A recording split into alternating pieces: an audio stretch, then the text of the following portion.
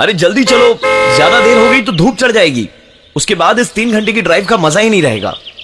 घड़ी की तरफ देखा तो शुक्रवार का दिन सुबह के 9 बजे थे। तभी अंदर से आवाज आई, हाँ आती हूँ। भाविन और हेतल सूरत में रहते थे, जहां से दमन कुछ 2.5 घंटे की दूरी पर था। दोनों की शादी को कई साल हो गए थे और हेतल के कई बार कहने के बाद ये 3 दिन का एक छोटा सा हॉलिडे प्लान हुआ। हल्की हल्की बारिश उनके इस खूबसूरत से लॉन्ग ड्राइव को और भी अच्छा बना रही थी। बारिश के कारण गाड़ी धीमे ही चल रही थी, पर शुक्र इस बात का था कि अब धूप की कोई टेंशन नहीं थी। करीबन दोपहर के 12 बजे दोनों बीच के पास एक होटल में पहुंचे। होटल में चेक इन करने से पहले बाहर एक बोर्ड देखा था, जो पुराना होने की वजह से जगह जगह से उखड़ा हुआ था। उधर लिखा था, दोपहर के समय बीच पर ना जाएं। हेतल को समंदर का किनारा बहुत पसंद था, इसलिए वो जब मौका मिलता भाविन से दमन ले चलने की ही रिक्वेस्ट करती। काफी साल बाद जाकर हेतल की यह बात भाविन ने आखिरकार रख ली और उसे घुमाने ले आया दमन। हेतल ने दोपहर के समय ही भाविन से बीच पर चलने की जिद करी और उसकी इस जिद के सामने भाविन की एक न चली। बीच पर पहुंचे तो ऐसा बीच देखकर खुश हो या हैरान, दोनों को समझ नहीं आ रहा था। इंसान तो दूर दूर दूर तक कोई जानवर भी उन्हें नजर नहीं आ रहा था बीच पर।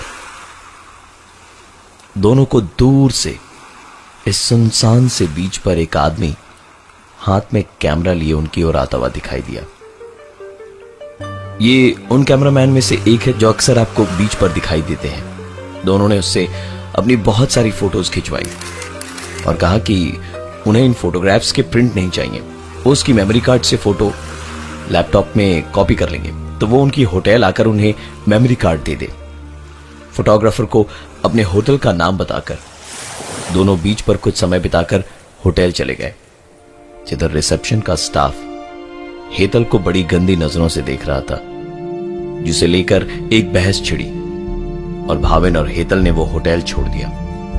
जैसे ही वो होटल से बाहर निकले, उन्हें वो फोटोग्राफर मिला जो उन्हें दूसरे होटल तक ले गया।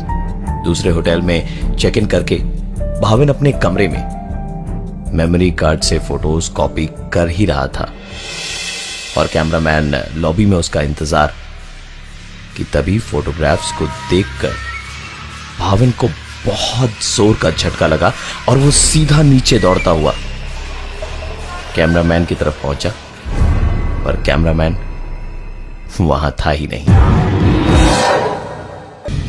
फोटोज उन्होंने बीच पर खिंचवाए थे, पर मेमोरी कार्ड में फोटोज उनके घर से लेकर अभेद तक की सारी थी।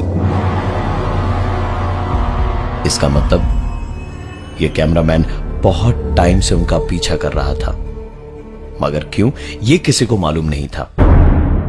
भाविन हेतल को कमरे में आराम करने के लिए छोड़कर सीधा पुलिस स्टेशन गया रिपोर्ट लिखवाने। भाविन की बात सुनकर पुलिस उसके साथ बीच पर गई, जो बीच थोड़ी देर पहले सुनसान था। वो शाम होने की वजह से अब खचाखच भरा पड़ा था।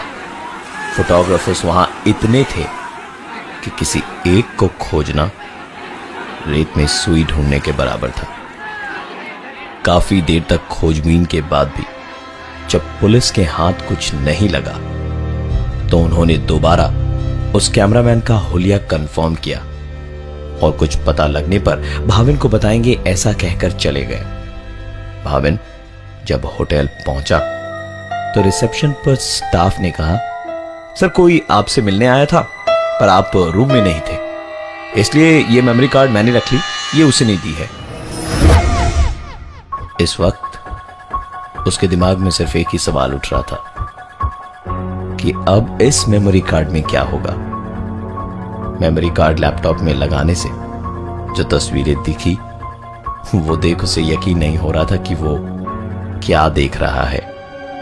ये सारी तस्वीरें थी भाविन की होटल से निकलकर पुलिस स्टेशन तक जाने की, वहां से बीच तक जाने की, फिर वहां से होटल आने की और रिसेप्शन पर होटल के स्टाफ से मेमोरी कार्ड लेने की, और आखिरी तस्वीर थी वो जहां वो अपने लैपटॉप पर इन सारी तस्वीरों को देख रहा था। इसका मतलब साफ था कि फोटोग्राफ्स इस फोटोग्राफर ने तो नहीं खींची थी। इस मेमोरी कार्ड के जब एक्स्ट्रा फोल्डर को भाविन ने खोला तो उसमें जो तस्वीरें थीं उनमें भाविन और हेतल झगड़ रहे थे। एक तस्वीर में हेतल का बदन नीला पड़ गया था और वो जमीन पर पड़ी थी, और एक आखिरी तस्वीर में भाविन अकेले गाड़ी ड्राइव करके कहीं जा रहा था। भाविन इन तस्वीरों के बारे में सोच ही रहा था कि हेतल ने उसके सामने वो तस्वीरें उसके हाथ में रखी जिनमें वो अपनी गर्लफ्रेंड के साथ में था। भाविन का सच उसके सामने था और अब उसने बोलना शुरू किया। अच्छा हुआ तुम्हें पता चल गया, क्योंकि यहां मैं वैसे भी इसलिए ही तुम्हें लाया था कि तुम्हें यह सब बता सकूं। मैं अब और तुम्हारे साथ नहीं रह सकता और मुझे तुमसे डिवोर्स चाहिए। भाविन के मुंह से सच्चाई सुन हेतल टूट पड़ी और रोते रोते भाविन की आंखों के सामने ही बाथरूम में चली गई। भाविन दरवाजा खटखटाते खटखटाते परेशान हो गया, पर हेतल ने दरवाजा नहीं खोला और अंदर से बस रोने रोने और रोने की आवाजें आ रही थी। तंग आकर भाविन चिल्लाया, मरो यहीं पे, जा रहा हूं मैं, देखता हूं कैसे आओगी शहर अकेले। कमरे का दरवाजा जोर से बंद करते हुए भाविन अपना सामान लेकर अकेले ही निकल पड़ा। आधे रास्ते जाने के बाद उसे ध्यान आया कि एक तस्वीर तो ऐसी भी थी जहां वो इसी तरह अकेले गाड़ी चलाते हुए लौट रहा था। तस्वीरों के बारे में सोचते सोचते वो कब घर के पास पहुंचा उसे पता ही नहीं चला। घर के सामने बहुत भीड़ लगी थी और भीड़ में न सिर्फ पड़ोसी थे बल्कि पुलिस भी थी। भाविन भागता दौड़ता घर के अंदर घुसा तो पता चला कि उसकी बीवी ने सुसाइड कर लिया है। लाश घर के बाथरूम में मिली। बीवी की सुसाइड की खबर भाविन के लिए एक बहुत बड़ा झटका था, लेकिन एक सवाल जो उसे मन ही मन खाए जा रहा था वो ये कि उसकी बीवी उससे पहले यहां कैसे पहुंची। भाविन शॉक की वजह से चुप था और कुछ बोल नहीं पा रहा था। पुलिस ने हेतल का सुसाइड नोट पढ़ना शुरू किया जिसमें उसने लिखा था, मुझे मेरे पति के अफेयर के बारे में पता है। वो मुझे दमन इसलिए ही ले जा रहे हैं ताकि वहां होने वाले हंगामे का किसी को पता न चले और वो मुझे डिवोर्स के लिए मना सके। मैं उन्हें डिवोर्स नहीं दे सकती, इसलिए अपनी जिंदगी खत्म कर रही हूं। वो भी खुश और मैं भी। सुसाइड नोट की आखिरी लाइन थी, भाविन अब मैं सिर्फ तस्वीरों में ही तुम्हें दिखाई दूंगी। पोस्टमार्टम रिपोर्ट में पता चला कि हेतल की मौत शुक्रवार के दिन सुबह 8 बजे हुई थी।